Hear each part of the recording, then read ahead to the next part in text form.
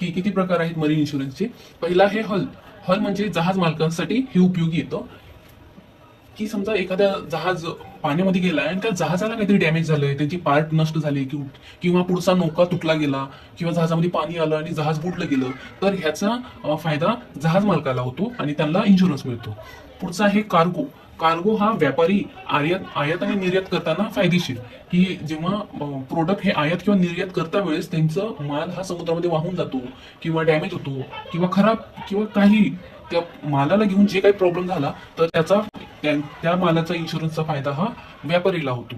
तिसरा आहे freight. Freight हा इन्शुरन्स जहाज कंपनीला फायदेशीर ठरतो. ते कसं, की समजा जहाज कंपनीने भाड्याने जहाज प्रोव्हाइड केलेत आणि ते माल वेळेवर पोहोचलाच नाही किंवा जहाज मध्येच बुडून गेलं, तर मालकी हक्क जहाज कंपनीचा होता ना, तर फायदा जहाज कंपनीला होतो.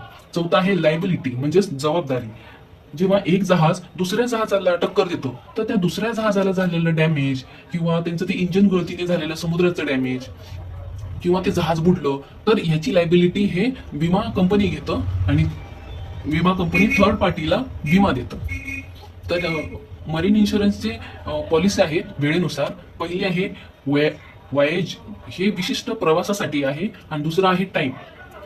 आता वॉयेज मध्ये कसं येतं, की समजा मुंबई टू इंग्लंड त्या प्रवासासाठी काढलेला हा जर इन्शुरन्स आहे आणि मुंबई टू इंग्लंडला जर एकदा जहाज पोहोचलं, समजा 1 महिन्याचा काढला इन्शुरन्स, पण ते जर पोहोचलं 2-3 दिवसात किंवा 15 दिवसात, तर विशिष्ट प्रवासापर्यंत तो पोहोचला की ते इन्शुरन्स नष्ट होतं, बंद होतं किंवा संपुष्टात येतं.